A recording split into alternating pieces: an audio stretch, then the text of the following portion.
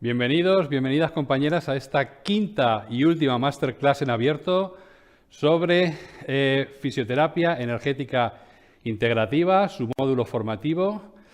En este módulo primero vamos a terminar hablando del papel del fisioterapeuta en FEI. Ya lo hemos dicho en distintas ocasiones, la función y el papel y la orientación del fisioterapeuta es básica en el éxito o en el fracaso de nuestros tratamientos y por lo tanto vamos a desarrollar de manera amplia y dando bastantes puntos de vista y perspectivas sobre cómo mejorar nuestra práctica clínica.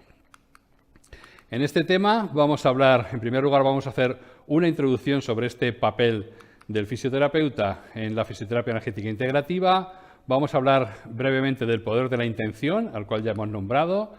Vamos a hablar de la comunicación con el paciente, de la diferenciación entre el dolor y el sufrimiento y, por último, vamos a hacer una especial incidencia en el paciente como centro de su proceso. Bueno, en el primer punto vamos a hacer una introducción de la importancia, como digo, de la relación entre el fisioterapeuta y el paciente, que siento que muchas veces no es lo suficientemente ponderada y en cuanto, tanto en nuestra formación como muchas veces en nuestra actuación, vamos muy centrados en qué técnicas tenemos que emplear y ser muy sistemáticos y muy pocas veces creo que somos conscientes y tenemos que ser muy conscientes de que esa relación que establecemos con el paciente muchas veces es la clave de nuestro éxito y de nuestro fracaso. Y por lo tanto es algo que tenemos que trabajar de la misma manera que aprendemos herramientas de tratamiento, que aprendemos nuevos conceptos, es algo que tenemos que potenciar. Este punto introductorio en la fisioterapia energética integrativa, la relación que se establece entre el fisio y el paciente es un elemento central y de manera transversal hay que cuidarla y hay que estar permanentemente conscientes de la importancia de esa relación.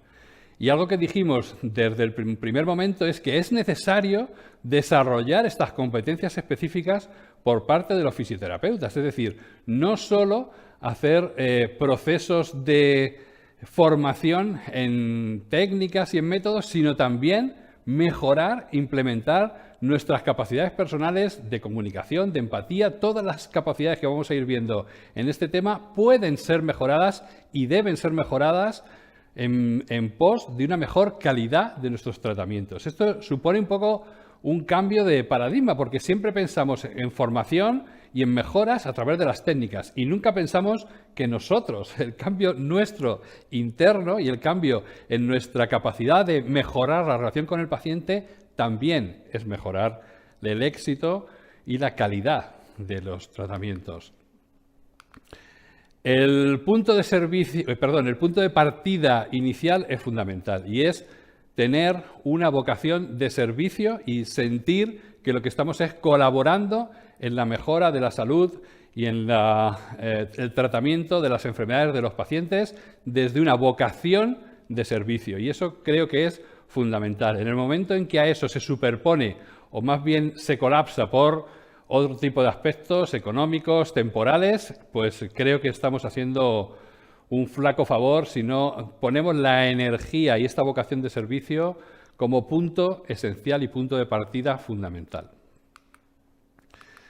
En ese sentido, tenemos que trabajar sobre tres aspectos importantes. Por un lado, mejorar el conocimiento de la realidad y del mundo, eso va vinculado a un mayor conocimiento de la salud, de la enfermedad, lo que estamos diciendo de formación en cuanto a técnicas, método de fisioterapia, pero también tenemos que trabajar sobre el análisis de la realidad, es decir, tenemos que trabajar sobre quién analiza esa realidad que somos nosotros y, por lo tanto, toda mejora y desarrollo personal nuestro va a contribuir a esa mejoría de la calidad del tratamiento. Y, por último, entre el conocimiento del mundo y de la realidad y nosotros siempre hay un modelo mental que es propio nuestro y que también, sobre el que también tenemos que trabajar. De tal manera que tenemos que cambiar la perspectiva solo de trabajar en el conocimiento de la realidad para mejorar nuestra atención y suplementar dos cosas más. trabajar sobre nuestra persona, sobre el que conoce, y trabajar sobre el modelo mental a partir del cual analizamos la realidad. Es decir, ampliar mucho más todo lo que influye en un tratamiento. No es solo, repito, nuestra capacidad profesional en cuanto a formación específica, sino también las mejorías que tengamos nosotros y el modelo mental sobre el que estemos trabajando. Hay un libro de Miguel Ruiz que habla de los 4 principios de la sabiduría tolteca que me parecen maravillosos para ser aplicados a nosotros en nuestro trabajo como fisioterapeutas. Estos 4 acuerdos, estos 4 principios, dice el primero, sé impecable con la palabra. El primer elemento que tenemos para tener credibilidad y generar confianza es siempre ir con la verdad por delante a nuestros pacientes. Si tenemos incertidumbre, no podemos revestirla de certidumbre. Si tenemos que derivar a otro compañero o compañera porque creemos que va a poderle tratar mejor, no hay ningún problema por eso. Nunca caer en la mentira ni nunca caer en la falsa realidad.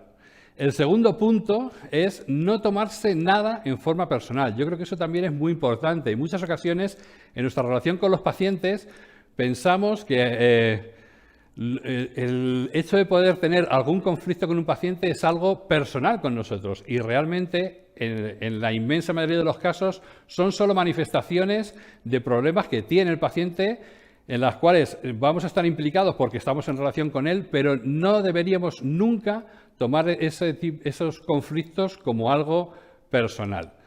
En tercer lugar, algo importante es no adivinar ni suponer. En muchas ocasiones pensamos que conocemos al paciente y sabemos cómo va a reaccionar e incluso sabemos cómo piensa, y ese es otro error.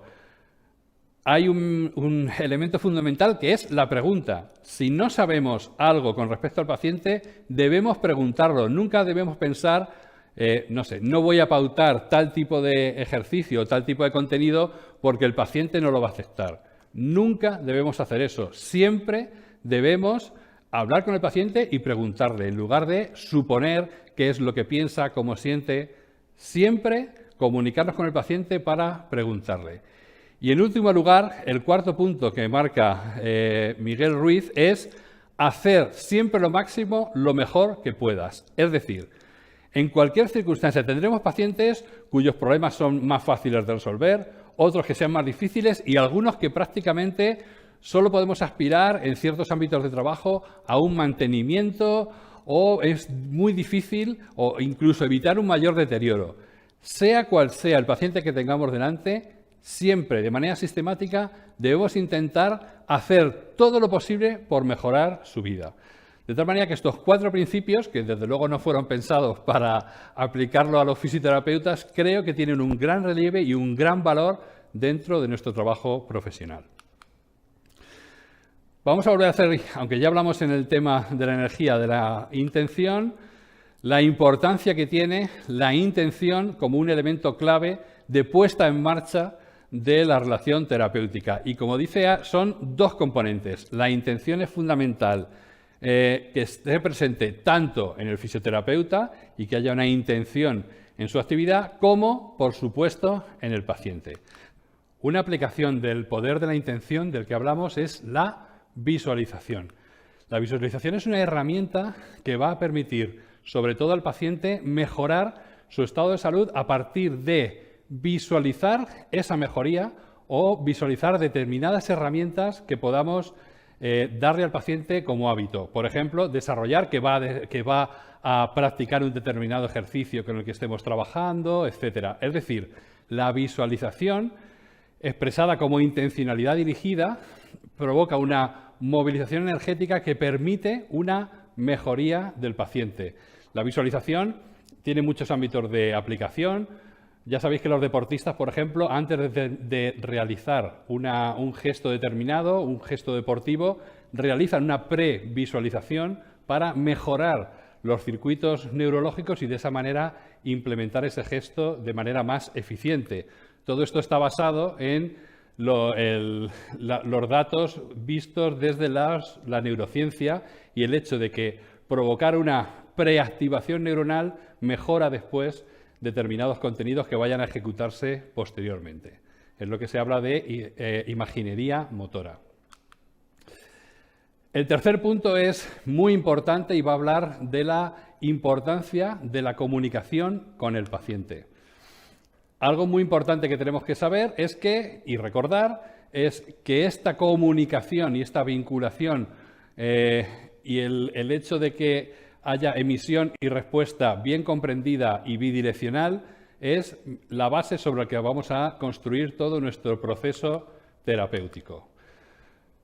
Importante, algo que tenemos que saber, es imposible no comunicarse. Hagamos lo que hagamos, seamos más parcos con el lenguaje o menos, o incluso ignoremos al paciente. Siempre eso supone una comunicación, o sea, tenemos que pensar y partir de la idea de que hagamos lo que hagamos, nos estamos comunicando. Incluso cuando estamos atendiendo a otro paciente a la vista de otro, nos estamos comunicando. Entonces, es algo de lo que el primer paso es ser conscientes de este hecho. No podemos muchas veces ignorarlo y pensar, bueno, que da igual cómo le diga las cosas al paciente, no tiene ninguna influencia. Es algo muy, muy importante.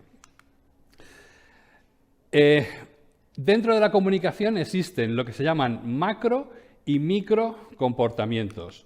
Hablamos en el proceso de comunicación de macrocomportamiento como lo que expresamos con la palabra, es decir, el mensaje explícito que transmitimos es la macroconducta o el macrocomportamiento. Pero mirad, dentro de la importancia del proceso de comunicación, esa macroconducta, ese significado de nuestras palabras es el 7% de la comunicación. Es mucho más relevante tanto el tono con el que comunicamos como el lenguaje corporal añadido a nuestra comunicación. Entonces, está muy bien pensar muy bien lo que decimos, pero tenemos que ser conscientes de que el tono con el que lo decimos y a la vez nuestro lenguaje corporal acompañante va a dar mucha más información y va a ser muchísimo más relevante que lo que expresamos de manera consciente. Es un punto fundamental.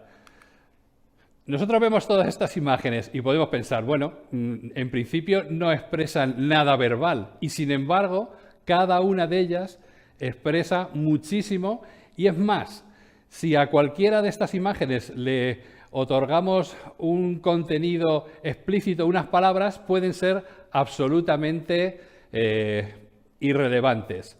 Por ejemplo, si yo a este sujeto que está expresando ira, el mensaje que está expresando es estoy muy tranquilo, da igual. La ira la está expresando mediante la comunicación no verbal y lo que exprese verbalmente va a dar exactamente igual y evidentemente va a parecer que está mintiendo, porque realmente con lo que no se puede mentir es con la comunicación no verbal, o es mucho más difícil de engañar con la comunicación no verbal. Si este sujeto que está asustada dice estoy muy tranquila y no pasa nada, si lo dice junto a esa comunicación no verbal que está expresando, evidentemente nadie la va a creer. Por lo tanto, seamos muy conscientes en nuestra comunicación, no solo de lo que digamos, de la palabra, sino de todo lo acompañante. Y ahora vamos a ver qué competencias tenemos que ir desarrollando y tenemos que tener presente como fisioterapeutas. La primera es la confianza. La confianza es el punto inicial y se pone en marcha desde el segundo cero, incluso desde que si hay un contacto telefónico anterior, ya estamos generando esa confianza. Por lo tanto, es un proceso y un elemento básico el comenzar la relación terapéutica con confianza por ambas partes. En segundo lugar, ya hemos hablado algo, la empatía. Fundamental el desarrollo de la empatía, que la empatía supone la comprensión. En términos budistas lo definen como compasión con el otro. Compasión no en el sentido de pena, sino en el sentido de identificación y de entendimiento real de lo que la otra persona es.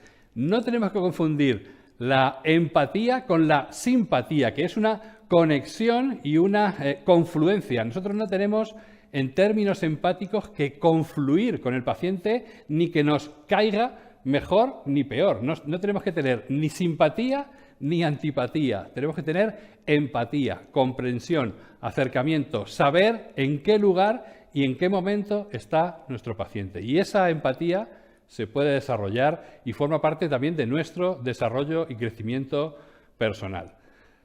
Tercera cuestión importante que tenemos que aprender y desarrollar, que todos realizamos en nuestro día a día, pero podemos mejorarla y es fundamental hacerlo, la escucha. Se definen 4 niveles de escucha, desde la escucha superficial, la participativa, un grado mayor sería la atenta y la escucha completa figura en mayúsculas porque es la que siempre deberíamos tener con nuestros pacientes. Y es la escucha en la que abordamos no solo lo que el paciente nos dice, sino intentamos captar también mediante sus microconductas, su comunicación no verbal, qué está queriendo comunicar el paciente. Entonces, esta escucha, como digo, es algo que tenemos que potenciar y tenemos que mejorar con el paciente. De la confluencia de la empatía y la escucha surge el acompañamiento, que es otro de nuestros elementos para potenciar en consulta. Como digo, implica la empatía y la escucha completa. Y es fundamental porque valida emocionalmente al paciente. En sí mismo el acompañamiento ya es terapia. Y algo fundamental del acompañamiento y también de la empatía es que el paciente debe sentir que estamos junto a él caminando en su proceso terapéutico de manera incondicional. Se implique más, se implique menos, tengamos mayor simpatía o antipatía, la empatía a lo que nos lleva es a trabajar con él de manera incondicional. Y ese es nuestro compromiso. Más competencias que tenemos que implementar y mejorar. Hay una herramienta de comunicación fundamental que es la pregunta. ¿Para qué nos sirve la pregunta? Nos sirve en el caso de hacer preguntas significativas y en momentos concretos y determinados a los pacientes, nos puede servir para que el paciente reflexione sobre alguna motivación o algún hábito o algún comportamiento que puede estar afectando a su salud. Un buen fisioterapeuta en momentos determinados, cuando hablamos de la pregunta, no estamos hablando preguntas en la anamnesis, obviamente vamos a hacer preguntas, pero no me refiero a ese tipo de pregunta. Me refiero en el transcurso del tratamiento, según la comunicación que vamos teniendo con el paciente, muchas veces vemos la oportunidad de hacerle un planteamiento en forma de un cuestionamiento, una pregunta que permita que el paciente reflexione sobre sí mismo y mejore o entienda a partir de esa comprensión su estado de salud o sus problemas. De tal manera que es algo que también puntualmente puede ser una estrategia de comunicación maravillosa y que induce a la introspección al paciente. Más elementos de comunicación. Algo importantísimo es estar presente. La intención no solo, cuando hablamos de intención, no es solo un proceso momentáneo de inicio y de puesta en marcha, sino que en todo momento es fundamental que el paciente y nosotros como fisioterapeutas estemos presentes. Da igual lo que haya ocurrido en la sesión anterior, da igual el siguiente paciente que al que vayamos a atender, es muy importante en cada momento estar presente y eso también es lo que provoca un gran desgaste energético por nuestra parte, porque si hacemos bien nuestro trabajo, en ningún caso debemos estar trabajando, pero tener la cabeza en otro sitio, sino estar presente en lo que estamos haciendo. Todos estos elementos de comunicación y de integración en nuestra función como fisioterapeutas generan calidad y éxito terapéutico. Por lo tanto, tenemos que tenerlos siempre en mente. Más elementos de comunicación, pues el mejorar esta comunicación con el paciente, de tal manera que tengamos presente que según lo que digamos podemos tener un efecto placebo o un efecto nocebo. Importante, efecto placebo en ningún caso se trata de vender nada para tener mayor éxito terapéutico, sino el hecho de confiar en la mejoría, tener una visión positiva, puede ejercer de efecto placebo y contribuir a la mejoría, mientras que cuando empleamos determinados términos de lenguaje podemos estar haciendo nocebos y hay que tener mucho cuidado con realizar nocebos. Eso es lo que luego veremos algunos ejemplos. En cuanto al efecto Pigmalión, no sé si conocéis, el efecto Pigmalión lo que habla es de que nuestras expectativas sobre el éxito de otra persona generan que ese éxito se produzca o no. Si a alguien le decimos, voy a poner un ejemplo, estamos en consulta y vamos a plantear un ejercicio con un paciente. El mismo ejercicio y el mismo paciente. Si yo le digo, te voy a plantear un ejercicio, pero es muy probable que no lo vayas a poder hacer porque quizá no estás preparado, es muy difícil. O el mismo ejercicio, el mismo paciente, si yo le digo, te voy a plantear un ejercicio que ya verás, lo vas a poder hacer muy bien. En el primer caso es muchísimo más fácil que no lo haga y en el segundo caso es muchísimo más fácil que sí lo realice. Es decir, la expectativa previa que generemos en el paciente por efecto Pigmalión es algo que tenemos que manejar. Entonces, siempre plantear expectativas positivas y de confianza en el éxito terapéutico con el paciente. Otro elemento de la comunicación, el proceso final, que es el feedback. Cuando nosotros vamos realizando una serie de estrategias terapéuticas, el paciente también trabaja en casa, es fundamental siempre dar un feedback positivo al paciente. En el caso de que realmente no hay una mejoría y ese feedback es imposible, bueno, pues simplemente podemos no realizarlo o incluso cuando veamos que hay algún error o algo un comportamiento del paciente que no es positivo, podemos no dar feedback. Pero tenemos que evitar los feedback negativos, entre otras cosas porque el no éxito, la no mejoría del paciente ya es suficiente feedback. No tenemos que reforzar ese tipo de aspectos. Tenemos que celebrar sistemáticamente los logros del paciente. Competencias para desarrollar. Seguimos con ello. La siguiente de la que vamos a hablar es el liderazgo. Nosotros como fisioterapeutas, como profesionales, tenemos que liderar el proceso terapéutico sin que en ningún caso eso implique que vamos a dirigirlo en forma de ordeno y mando y sin tener en cuenta las preferencias, las expectativas del paciente. Pero sí es importante que ese proceso sea liderado por nosotros, que somos los profesionales. Pero repito, de manera democrática y horizontal. Otro elemento muy importante que ya hemos nombrado es cuidar el lenguaje no verbal, porque es el lenguaje con el que no vamos a poder en ningún caso engañar al paciente. Por lo tanto, cuidado con las posturas que tenemos, nuestra expresión facial, cómo recibimos algo que nos diga cómo reaccionamos desde el punto de vista no verbal. Fundamental siempre ser muy conscientes de ello. Eso no significa que engañemos, significa que seamos conscientes de que el paciente recibe toda esa información, nada más. Otro elemento muy importante dentro de la comunicación es la credibilidad y esa va vinculada a nuestra profesionalidad. Es un poco el punto de partida, la expectativa que tenga el paciente sobre nuestra profesionalidad y es algo que tenemos que defender no solo como comunicación, sino bueno, con nuestra formación, nuestro comportamiento y de esa manera también generar esa credibilidad no solo con ese paciente, sino luego con muchos más pacientes. Importante también, facilitar el empoderamiento.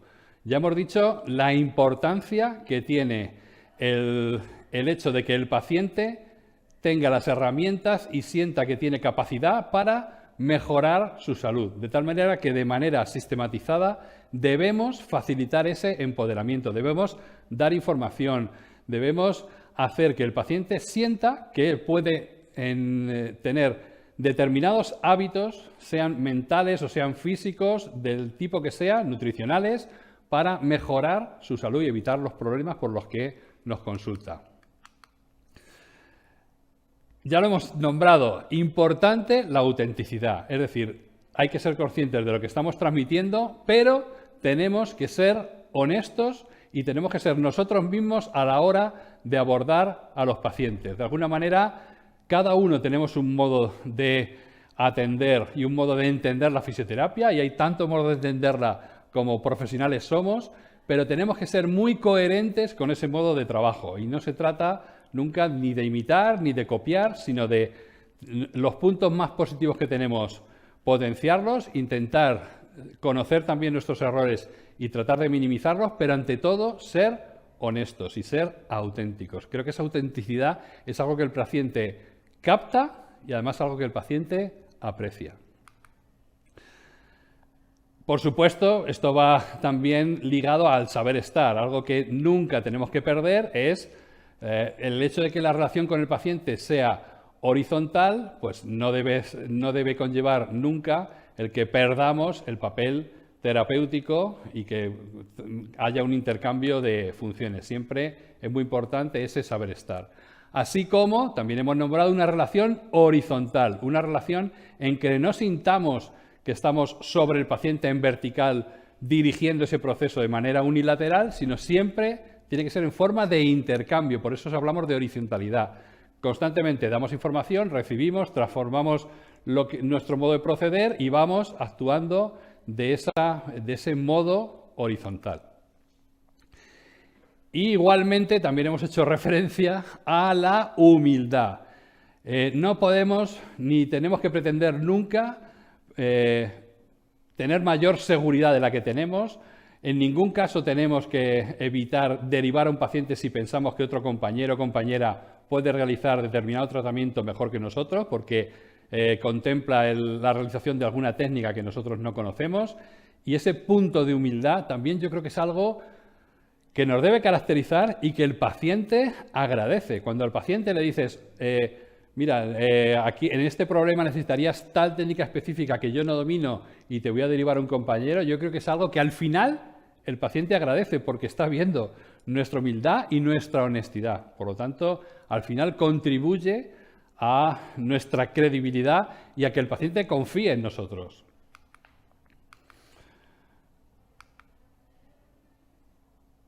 También hemos hablado de este elemento, el positivismo. Tenemos que tener una mentalidad siempre positiva y de avance con respecto al paciente.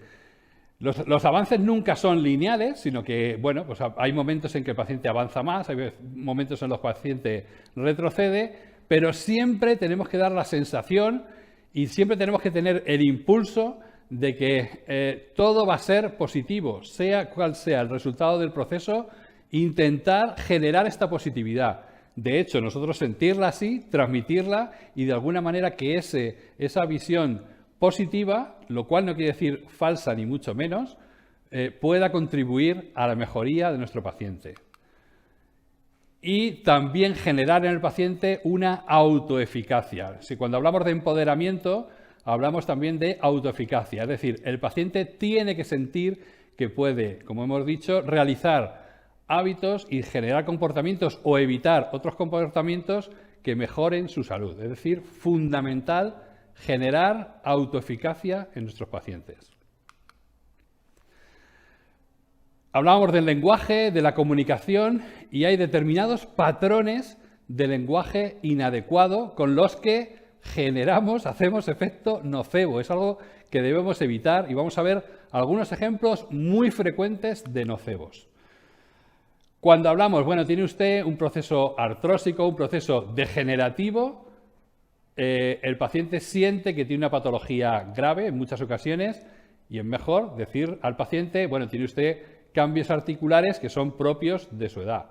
O decirle, tiene usted 70 años, no hay ningún ser humano de 70 años cuyas articulaciones estén como cuando tenía 20. Por lo tanto, no es una patología grave, no es nada grave, sino que, bueno, con el tiempo las articulaciones van cambiando. El hecho de ponerle un nombre y hacerle un diagnóstico patológico muchas veces genera efecto nocebo.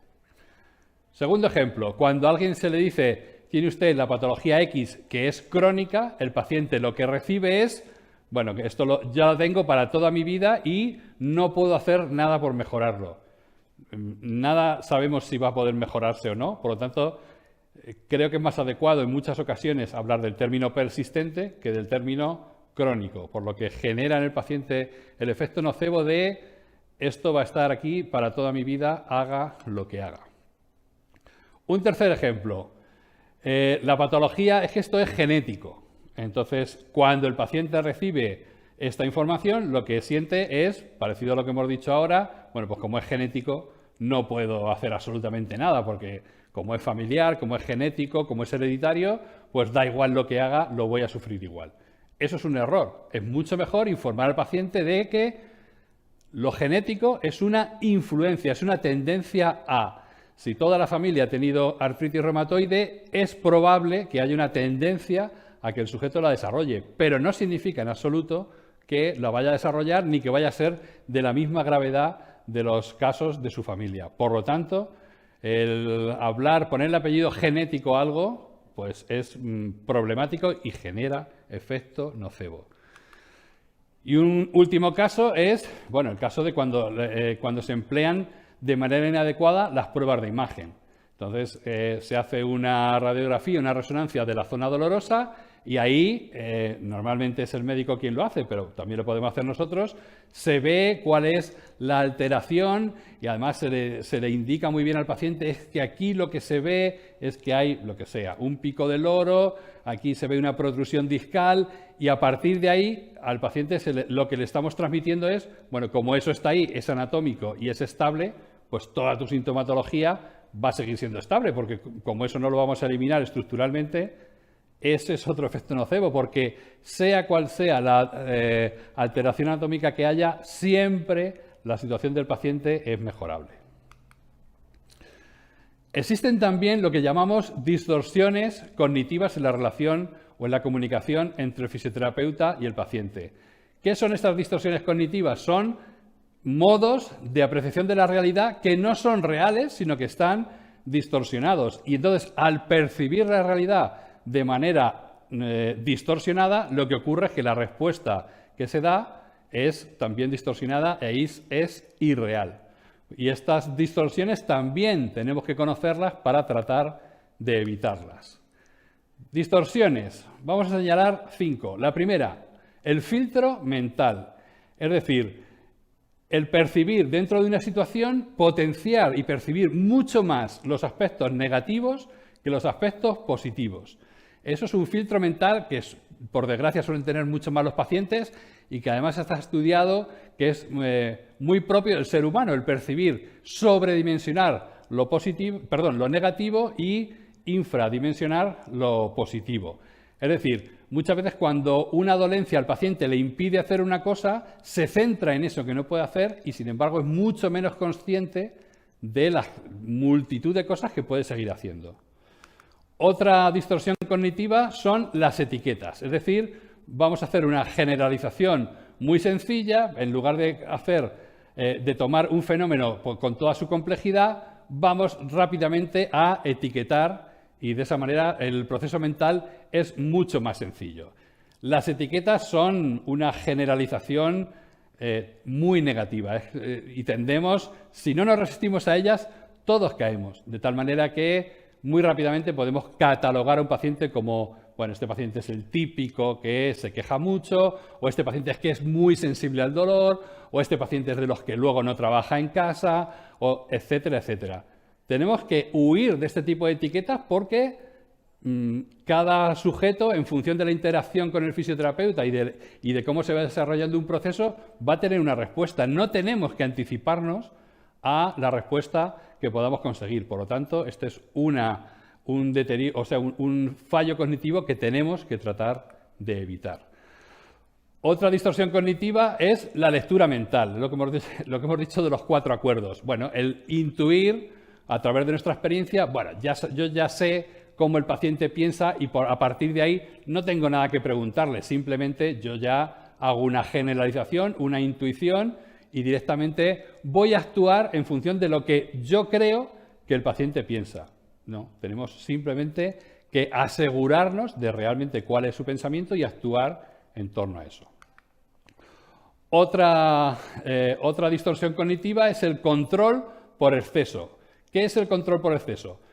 Pensar que en el proceso de tratamiento tenemos todo bajo control y que todo depende de hacer las cosas bien o las cosas mal. Es decir, una versión muy mecanicista sobre un tratamiento de fisioterapia. Pensar, bueno, si yo he hecho ya un buen diagnóstico, si aplico esta técnica, esta, y el paciente contribuye con tal hábito implementado, todo tiene que ir bien. Y controlo todos los factores, pues ya está, punto y final.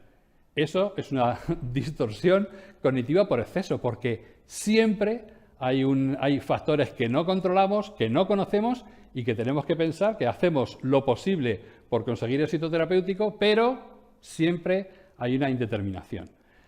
La distorsión cognitiva contraria es el control por defecto, o sea, el pensar, bueno, por ejemplo, porque hemos etiquetado al paciente y decimos, bueno, este paciente no va a mejorar, es de los que no mejoran nunca, no podemos hacer nada, da igual, no controlamos nada de los fenómenos que van a ocurrir y, por lo tanto, ¿qué más da lo que hagamos?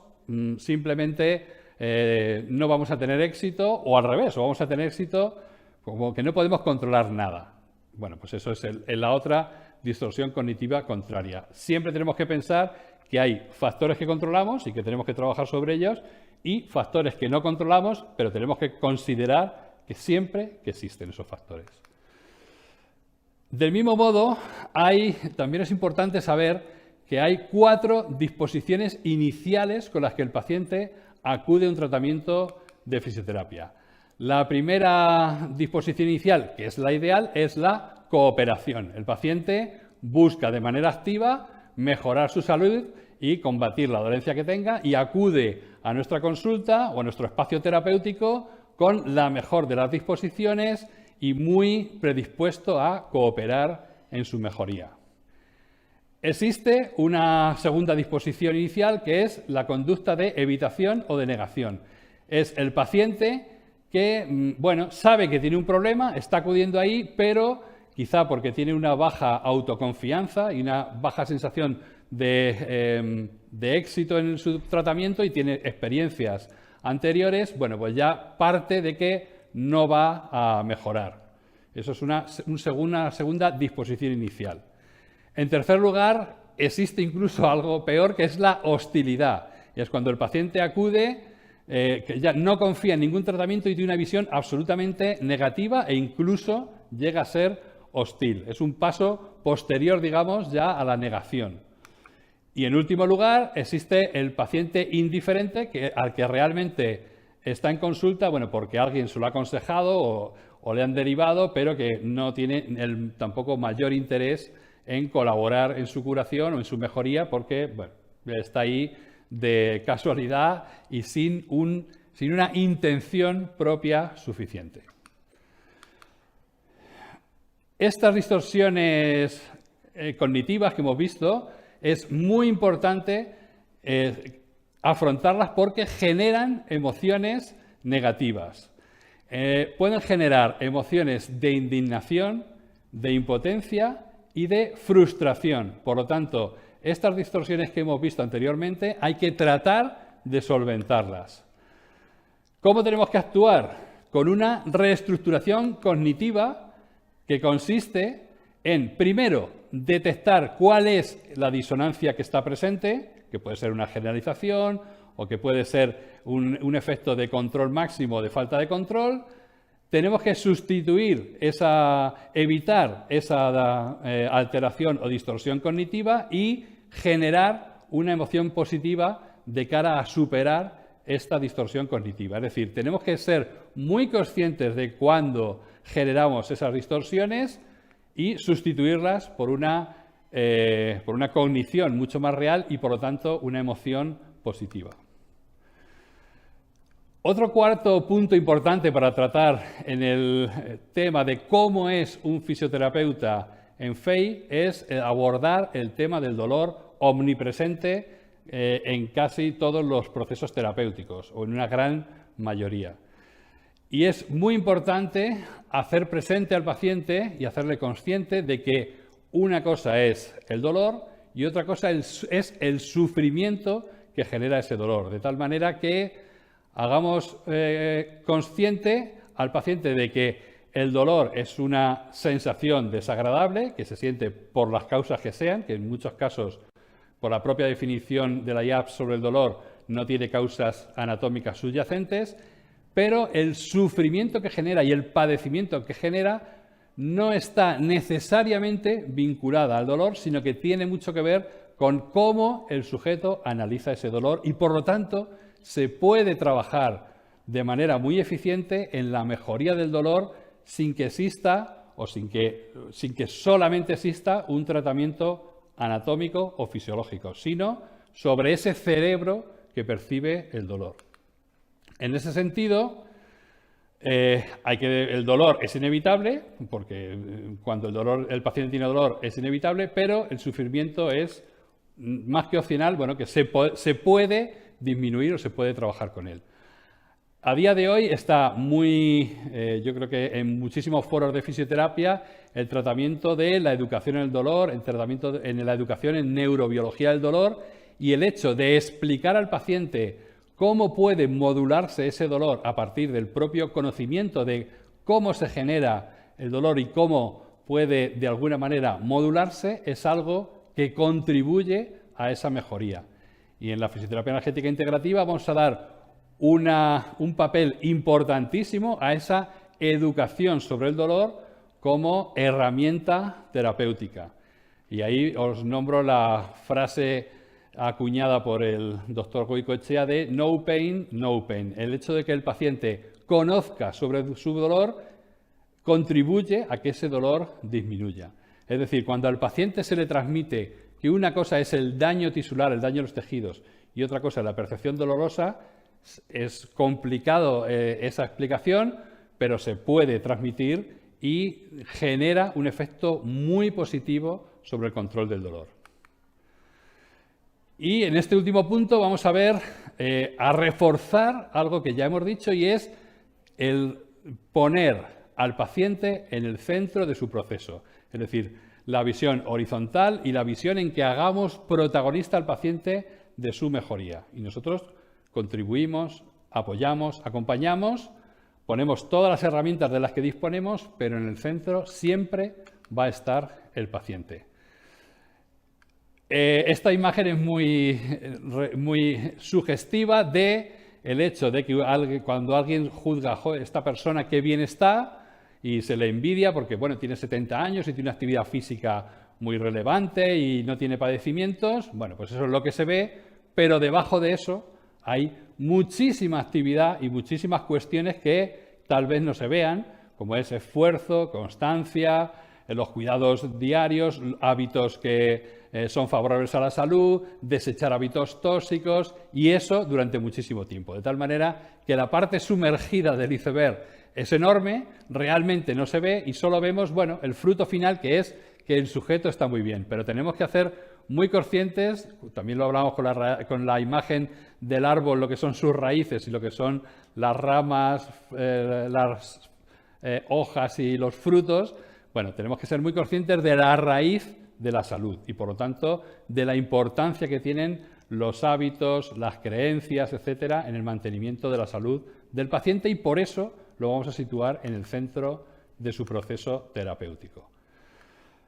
Esencial, la adherencia del paciente a su tratamiento. La adherencia es la voluntad y el contrato, por así decir, aunque no sea un contrato escrito, de que entre el fisioterapeuta y el paciente tiene unos objetivos comunes sobre los que trabajar. Esos objetivos y esos medios sobre los que vamos a trabajar son aceptados por las dos partes y, por lo tanto, el hecho de producirse esta adherencia es algo fundamental y que de alguna manera promueve el éxito terapéutico. Y esta adherencia va posibilitada por este abordaje horizontal. En el momento en que nosotros planteamos unos objetivos y técnicas de tratamiento sin contar suficientemente con lo que el paciente nos indica, ese planteamiento vertical genera una menor adherencia. Entonces es fundamental trabajar con el paciente en horizontal para fomentar la adherencia y, por lo tanto, el éxito terapéutico. Cuando pensamos en objetivos terapéuticos, se habla de la formulación SMART 3P, en que la formulación de objetivos tiene que pasar por las siguientes características. Que sea un objetivo específico, nunca un objetivo puede ser mejora de la salud o incluso reducción del dolor, sino reducción del dolor de un grado 7 a un grado 4. ¿Vale? Siempre hay que especificar y hacer específico el objetivo.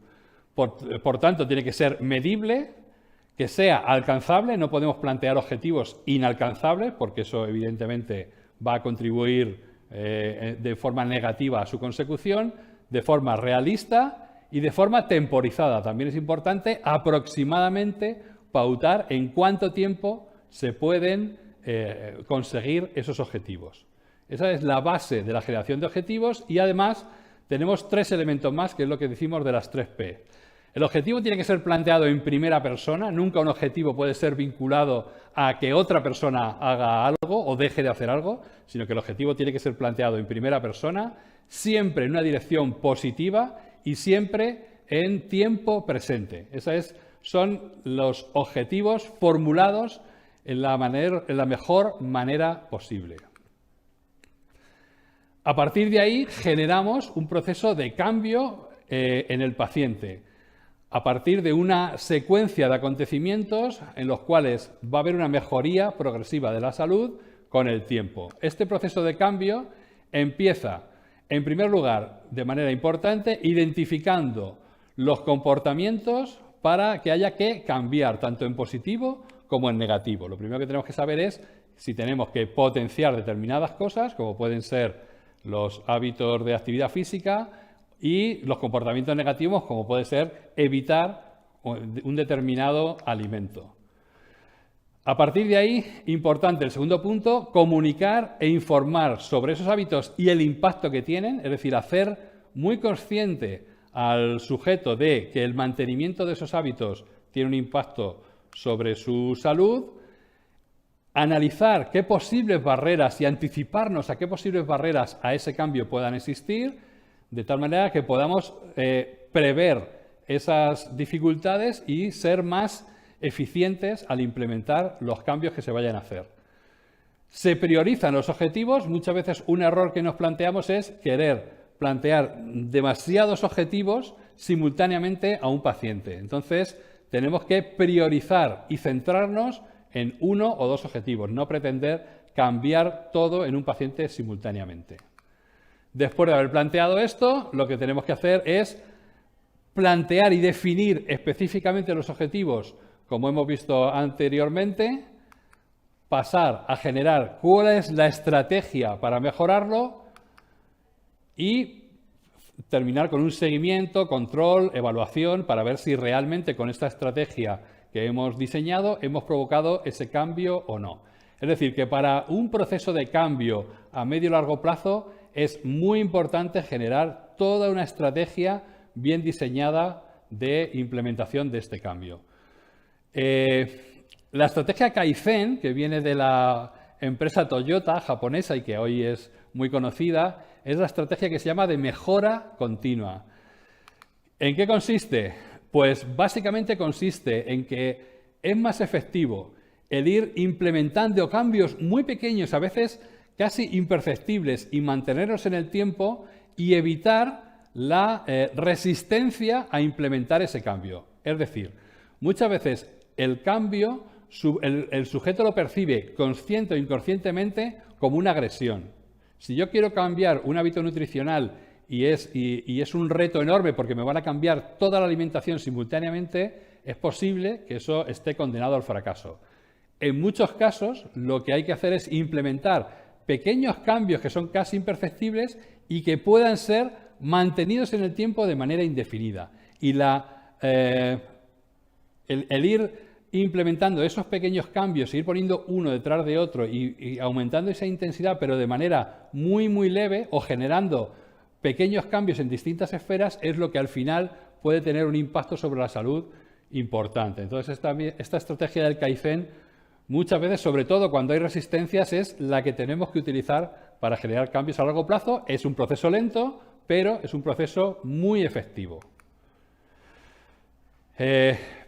Las personas tenemos que partir de que las personas tienen todos los recursos para generar esos cambios y alcanzar sus objetivos. Solo tenemos que implementarlos, ayudarles a conseguir esos cambios y que al final estamos hablando tanto de cambio porque es importante no solo resolver un problema puntual, sino si vamos a trabajar sobre las raíces, al final tenemos que provocar cambios que supongan un impacto en la salud. Como dice Henry Ford, tanto si crees que puedes conseguir algo como si crees que no, en ambos casos tiene razón, lo cual hace relación a lo que hemos hablado del efecto Pigmalión. Si pensamos que algo se puede conseguir, estamos mucho más orientados a, de hecho, poder conseguirlo. Con esto, compañeros, compañeras, terminamos el módulo 1 de la formación de fisioterapia energética integrativa. Hemos visto en 5 masterclass los elementos básicos, genéricos y conceptuales de lo que es la fisioterapia energética integrativa, y de este modo te invito a que participes en el resto de formación. Creo que va a ser interesantísimo. Vamos a hablar sobre los fundamentos de la medicina tradicional china para basar nuestros tratamientos de manera sólida. Vamos a hablar de la anatomía energética, la circulación energética de los meridianos y la localización de los puntos principales de acupuntura. Vamos a elaborar un diagnóstico razonado basado en la medicina tradicional china que vamos a poder adjuntar a nuestro tratamiento de fisioterapia. Y por último, vas a conocer herramientas terapéuticas multifuncionales y polivalentes que van a permitirte hacer un abordaje holístico a tus pacientes. Por lo tanto, si piensas que este abordaje va a mejorar, sin duda, tus tratamientos de fisioterapia, estaría encantado de acompañarte en ese proceso de aprendizaje y te espero en el resto de módulos y de temas de la formación de fisioterapia energética integrativa. Un placer, os espero. Muchas gracias por todo.